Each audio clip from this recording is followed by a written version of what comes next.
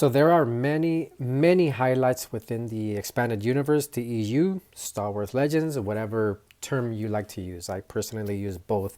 Um, and one in particular that I wanted to highlight and conversate about is, or and bring attention to, is Clone Wars, this micro series, which aired from 2003 all the way to 2005. And to me, it was amazing. So back then, it was a big deal when we heard this announcement that Lucasfilm was going to produce a show in a cartoon format. Back then, we had no TV shows. Now there's an abundance of them. Well, I wouldn't say abundance, but Mandalorian, we have Obi-Wan, we have Andor, and so on and so on. So back then, there was nothing. So we had, sure, droids, Ewoks, but that was back in the 80s. There was no TV shows around the Phantom Menace prequel era. So this was a huge, huge deal, and I followed the news on this very carefully and closely. I mean, very closely.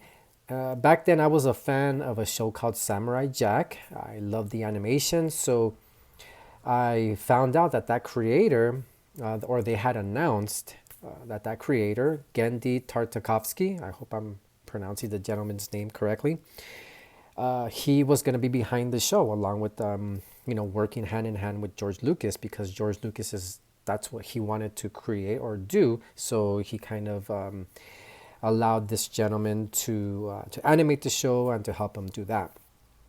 And this series, obviously, it's Clone Wars. It takes place between episode 2 and episode 3, Revenge of the Sith. So it aired from 2003 all the way to 2005, around the Revenge of the Sith time.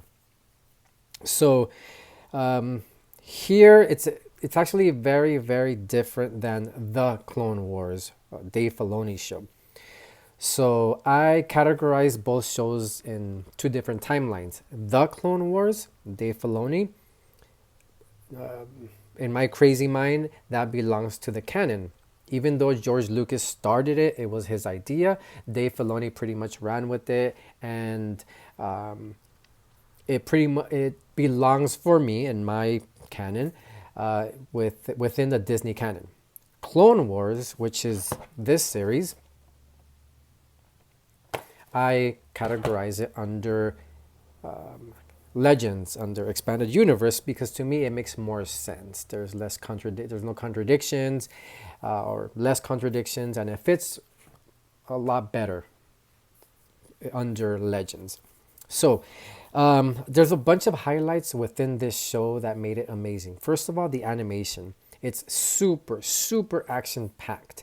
Yes, Jedis are sort of portrayed as having, which I've heard this argument before, or criticism, as superhero abilities. Especially there's this scene with Mace Windu punching robots and everything. I thought it was badass. I thought it was fun.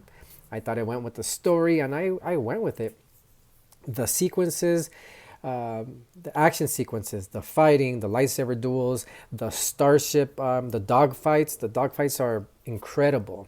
There's this scene that I just thought about right now that took me back with Saisi Tin. He's flying his Jedi Starfighter. He drops some bombs down below, and then everything blows up, and the next scene is just him very calmly within the cockpit with the explosion in the background. You have to see it to understand what I'm saying, but that scene is just amazing, along with so many different scenes. One thing I liked is also James Arnold Taylor voices Obi-Wan as well, so I thought that was super cool. During that time, 2003, I was finishing college. I had a baby. So during that time, I was going through night school to get my degree or earn my degree. So I remember having it recorded, because I really, on the nights that I had school, because it was airing. I forgot if it was every day or once a week. I really don't remember, but I think it was once a day. The episodes, believe it or not, were 3 minutes long. The first and second season, 3 minutes long. Initially, when I heard this, I was extremely disappointed because I'm thinking, what can they possibly do in 3 minutes? And seeing the show after the first couple of episodes, yeah, that was I didn't mind it whatsoever. So it got me excited for the next 3 minute episodes. So that's how the first and second season ran. So full action packed. You really don't see relationships between the clones, I would say, but the communication between them extremely military, um, and like I said, very action packed. And obviously, it's called Clone Wars, and it focuses a lot on clones. However, you do see the relationship between Anakin and Obi-Wan. Apart from Attack of the Clones, this enhances that relationship as well, along with the comics and novels. But specifically with this show, you really appreciate the what they're trying to do in showing you the relationship between Padawan and Master, and I loved it. You also see Count Dooku and Palpatine and their schemes, the Emperor or Darth Sidious. So a lot of highlights. Mace Windu has a lot of appearances. You're gonna see familiar Jedi like Shakti, Aayla Secura, Mace Windu, as I mentioned, Yoda. He pretty much has the opening shot of this series, and the animation. Honestly, I personally just loved it. I loved it. So many highlights about it. You do see the relationship with Anakin and Padme, how they're have that secret love when they meet up in secret, and I love that. Highlights also again.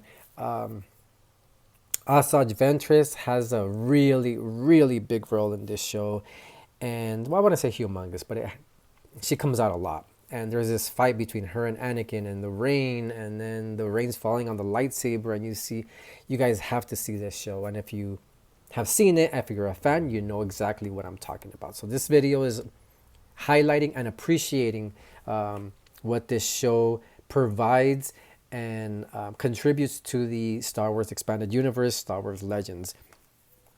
Another important thing that happened in this show is they show Anakin's ceremony being knighted as a Jedi Knight. That was crucial, and they showed that, which was amazing. Also, wow, there's so much. Okay, so once season 3, I think it came in 2004, 2005, I believe 2005. Those were now 12-minute episodes. It's this one here. Sorry about the glare. These episodes were 12 minutes long. So when I heard about that, I was extremely happy because, yeah, I got used to the 3 minutes. I don't remember how many of those 3 minutes, how many episodes, 3 minute episodes there were, because on a DVD, everything's pretty much condensed and it flows well. But the third and final season was 12 minutes. And that was, I'm glad they went with that because we got so much. There was so much story to tell and, so much to fill in. But they did their best to be able to do that. A final thing I want to mention about this show is probably the thing that I love most, with the exception of Anakin's knighting ceremony and so many other things, was that this blew my mind. It takes place on the final episode of season 3. It takes place literally minutes, seconds possibly before Revenge of the Sith. So, in Revenge of the Sith, we have this amazing sequence above Coruscant, the Battle of Coruscant. So, I don't know if I should, okay, spoiler. If you don't want to know what happens, it's not really a big deal as far as plot points, but tune out if you don't want to know, because it's a really cool thing to see if you don't expect it. So, the ending of season 3, the last episode, takes place, like I said, minutes before Revenge of the Sith. So we see that opening shot of episode 3, and all the events that happened right before episode 3, the kidnapping of Palpatine, we see that. So the way they tie in and the way they connect it right before episode 3 was genius, which is something I think I loved most about this show. Because wow, I remember finishing that episode, that season, that series, and thought, wow, this is amazing storytelling, and I loved it. So I believe these are out of print, but I've seen them at record shops, and they're not too hard to track down. But yeah, look that, love that artwork. This is the first one, volume 1, which consists of seasons 1 and 2, and this is the final season, volume 2. Oh, it also shows how Anakin got that scar in episode 3. So once again, this is appreciating the Star Wars Expanded Universe Legends, and highly recommend this show, especially if you're a Clone Wars fan era like I am. I'm a sucker for Clone Wars. Growing up watching original trilogy, and well, prequels came out when I was an adult, but I was always intrigued by that line of that Ben Kenobi gave Luke about explaining the Clone Wars and how Anakin was involved in everything. So making a show and enhancing the story within that, within the Clone Wars, was genius, amazing. George Lucas is wow, an amazing storyteller. So I highly recommend that show. And once again, if you've seen it, I'm sure you know what I'm talking about. But yeah, highly recommend it.